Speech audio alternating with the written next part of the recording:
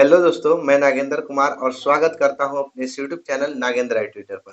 तो फ्रेंड्स, आज की इस वीडियो में हम लोग क्लास 10 के मैथ में प्रश्नावली 5.1 जो कि समांतर श्रेणी यानी एपी है, उसी के बारे में पढ़ेंगे। तो चलिए वीडियो को स्टार्ट करते हैं। जैसा कि पहला क्वेश्चन आप लोग देख सकते हैं, पहला क्वेश्चन में है ना कि पर निम्नलिखित स्थितियों में से किन स्थितियों में संबंध संख्याओं की सूची एपी है और क्यों। मैंने कह रहा कि कौन एपी है और एपी है तो क्यों है। तो पहला का पहला क्वेश्चन में है कि प्रत्येक किलोमीटर के बाद टैक्सी का किराया जबकि प्रथम किलोमीटर के लिए ₹15 है और प्रत्येक अतिरिक्त किलोमीटर का किराया ₹8 है। यानी प्रथम किलोमीटर का किराया दे दिया गया है। कितना दिया है? प्रथम किलोमीटर का किराया दिया है। प्रथम किलोमीटर का किराया, मीटर का किराया कितना दिया है? ₹15 दिया है। कितना दिया है? ₹15। अब फिर क्या बोला है कि अतिरिक्त किलोमीटर के किराया ₹8 है। अतिरिक्त किलोमीटर का किराया, अतिरिक्त किलोमीटर का किराया कितना दिया है? ₹8। ₹8 दिया है, ठीक है। ₹8 दिया है। प्रथम किलोमीटर के 15 और अतिरिक्त 8। इसका देखिए कहने का मतलब है ना, समझिए कि टैक्सी पर बैठ गए, टैक्सी गाड़ी पर, ठीक है। तो हम बोले कि वो किसी जगह जाने के लिए बोले, तो वो बोला ना कि भैया 15 रुपया लगेगा। अगर 1 किलोमीटर आप जाइएगा ना तो आपको ₹15 चार्ज पहले पहले देना पड़ेगा। अब बाकी आगे जाइएगा तो ₹8 के हिसाब से लेंगे। मतलब उन्हें ₹8 यानी 1 किलोमीटर के ₹8, फिर आगे 1 किलोमीटर के ₹8 लेंगे। मैंने पहला बार जाइएगा ना, 1 किलोमीटर केवल जाइएगा ना पहले शुरुआती, तो शुरुआती 1 किलोमीटर के ₹15 लेंगे। बाकी हम क्या करेंगे? ₹8 आपसे लेंगे। तो ठीक, तो यहाँ प्रथम किलोमीटर का किराया 15। तो इसी प्रकार हम इसका एपी बनाते हैं कि एपी में आ रहा है कि नहीं। तो यानी यहाँ से लिखेंगे कि प्रथम किलोमीटर के लिए किलोमीटर मीटर का किराया कितना हो जाएगा? 15 हो जाएगा। कितना? 15। इसी प्रकार दूसरे किलोमीटर का किराया, तो पहला 15 लग रहा है। आगे दूसरा किलोमीटर जाएंगे, पहला बार ₹15 लगा, दूसरा बार जाएंगे तो ₹15 ले भी 15 इन्हें पहिलका के 15 और अतिरिक्त किलोमीटर आगे ₹8 ले रहा है तो 8 जोड़ देंगे तो 15 8 कितना हो जाएगा? 23। यानी अगला कितना लेगा? 2 किलोमीटर के लिए कितना लेगा? ₹23। वही तीसरे किलोमीटर का किराया कितना ले लेगा? तीसरे किलोमीटर का किराया 2 किलोमीटर के कितना ले रहा था? 23।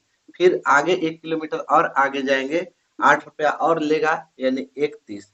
ठीक है, इस तरह से मेरा हो गया 15, 23, 31। तो बोला है कि एपी है या नहीं है, एपी है तो क्यों है। तो यानी यहाँ से देख सकते हैं कि दी गई सूची एपी है क्योंकि इसमें प्रत्येक संख्या में 8 जोड़ने पर हमको प्राप्त हो रही है। ठीक है, तो यहाँ से लिखेंगे कि दी गई सूची क्या है? एपी है। ठीक, क्या लिखेंगे कि दी गई सूची एपी है। एपी है क्योंकि क्योंकि प्रत्येक अगला पद पिछले पद में पिछले पद में 8 जोड़ने से प्राप्त होता है।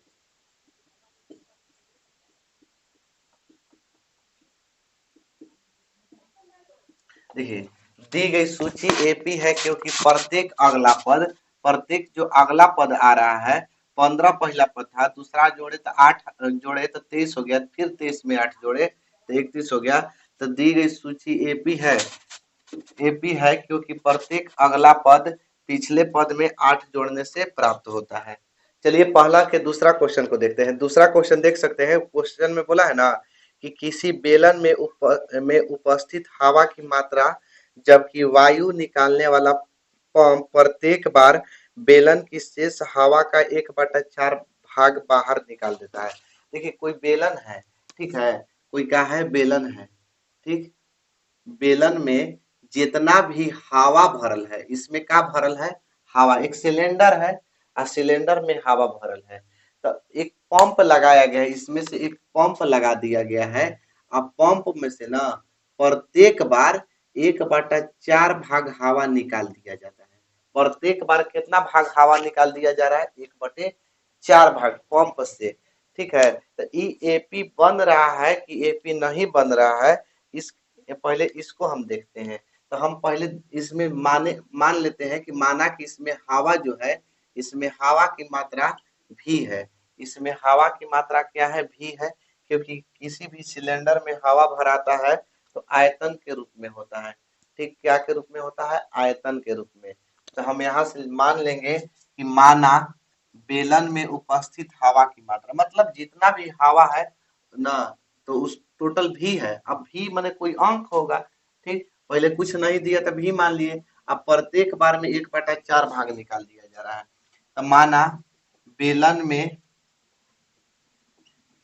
उपस्थित हवा की मात्रा, हवा की मात्रा भी है, माना बेलन में उपस्थित हवा की मात्रा क्या है, भी है, ठीक है।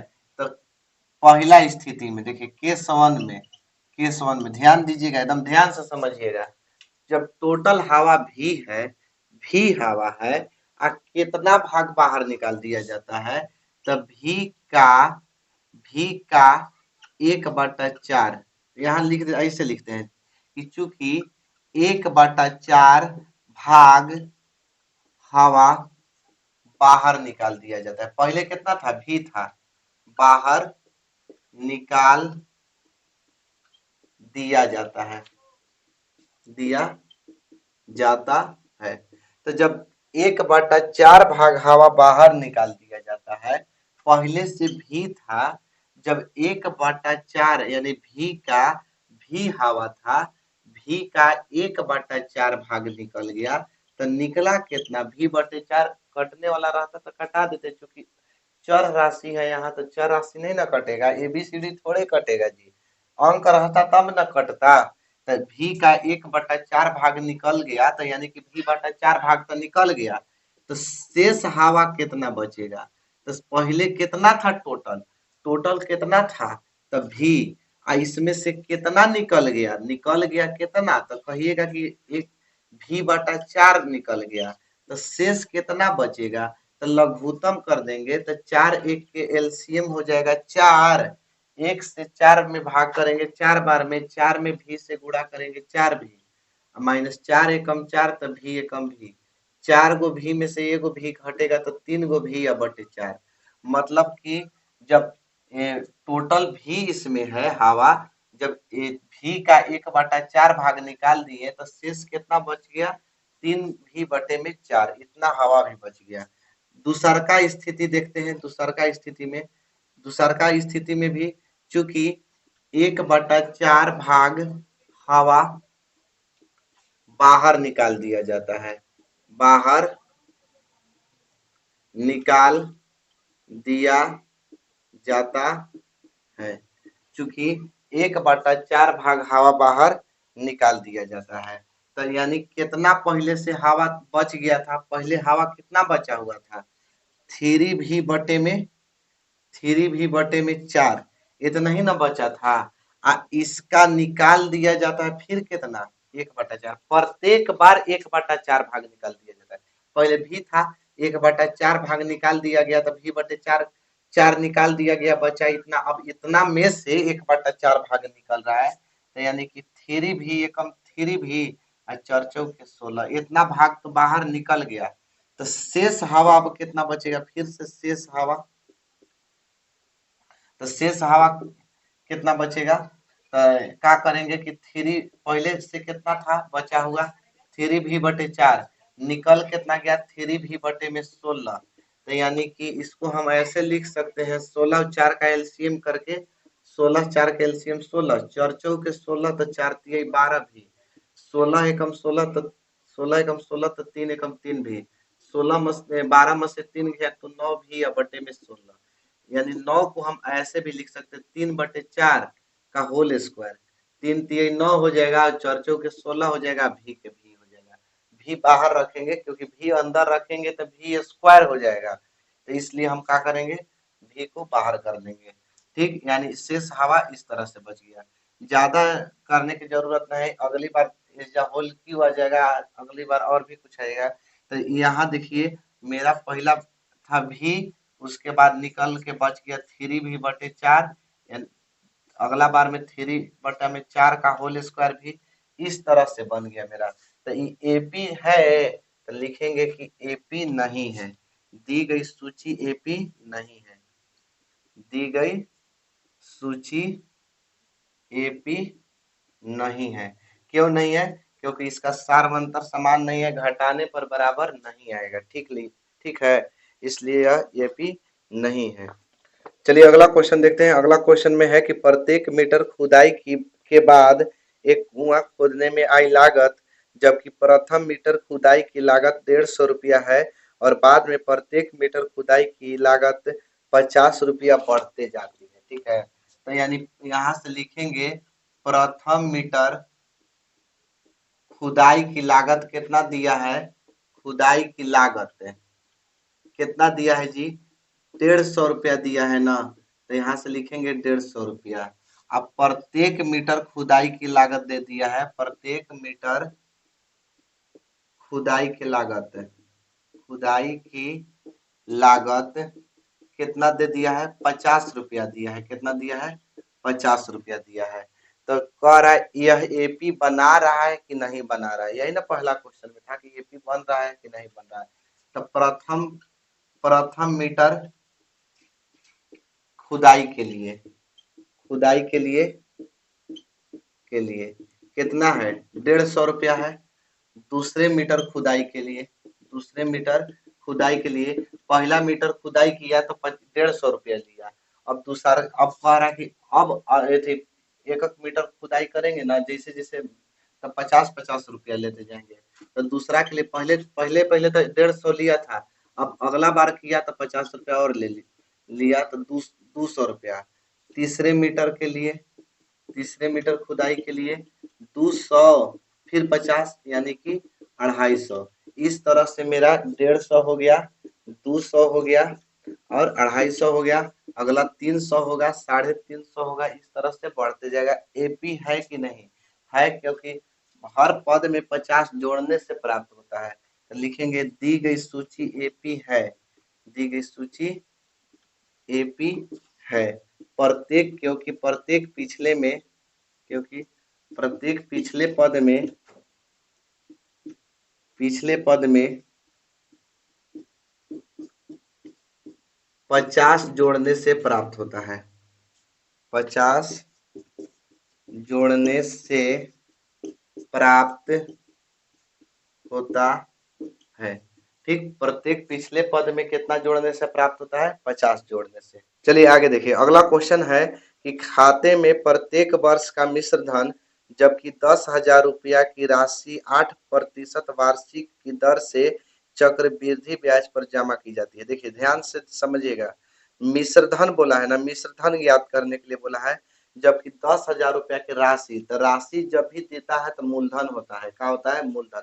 मूलधन किसको कहते हैं, तो गांव घर में किसी से पैसा मांगते हैं उसी को मूलधन कहते हैं। बल्कि बैंक से भी अगर लोन लेंगे तो क्या हो गया, मूलधन के रूप में लेते हैं। ठीक है, अब 8% वार्षिक दर से, किस दर से, 8%। ठीक है, जिस दर से लेते हैं, नहीं कहते हैं कैसे रुपए सैकड़ देबो चाहे कैसे रुपए सैकड़ होता है, तो वही दर होता है। तो 8% वार्षिक दर से अब प्रत्येक वर्ष के लिए जमा किया जाता है। तो मूलधन यहाँ कितना हो गया, मूलधन कहिएगा पी का मान 10,000 रुपया। कितना रुपया, 10,000 रुपया। दर कैसे दिया है, आर का मान दिया है 8%। तो प्रथम वर्ष के लिए अगर हम निकाले, प्रथम वर्ष के लिए अगर हम n बराबर 1 लेके चले तो a बराबर होता है, मिश्र धन बराबर A1 लिख देते हैं क्योंकि प्रथम वर्ष के लिए है, P इंटू 1+R/100 यानी n यहाँ लिखिए चाहे t लिखिए दोनों एक ही होता है, ठीक है, चाहे t लिखिए चाहे n लिखिए, ठीक। तो n बराबर 1 के लिए तो यानी A1 बराबर P कितना दिया है तो 10,000, कितना है 10,000, 1+R 8% अब बटा में 100 और n के मान 1। तो प्रथम वर्ष के लिए इतना हो गया। यही दूसरा वर्ष के लिए निकालेंगे, दूसरे वर्ष के लिए, ठीक है, n बराबर 2। अब n के जगह t भी लिख सकते हैं, हम क्या बोले n के जगह t भी लिख सकते हैं। तो A2 बराबर p के मान डायरेक्ट लिखते हैं 10,000, 10,000 और 1+R का मान 8 बटा में 100 यहाँ दे देंगे स्क्वायर। इसी प्रकार तीसरे वर्ष के लिए, तीसरे वर्ष के लिए क्या हो जाएगा, तीसरे वर्ष के लिए A3 बराबर 10,000 और 1+8 बटा में 100, वही R का मान 8/100 और तीसरा के लिए 3 लिख दिए। AP है, देखिए तो AP है, A1 के लिए इतना है, A2 के लिए इतना है, A3 के लिए इतना है। तो लिखेंगे दी गई सूची AP नहीं है। क्यों नहीं है, क्योंकि हटा के देखिए तो एक जैसा नहीं है, इसके पावर 1 है, 2 है, 3 है, इसको 3 बार है, 2 बार है, ये 1 ही बार है, ठीक है, एक समान नहीं है। तो दी गई सूची AP नहीं है, ठीक। बस आज के लिए इतना ही, मिलेंगे अगले वीडियो में अगले टॉपिक के साथ, तब तक के लिए जय हिंद।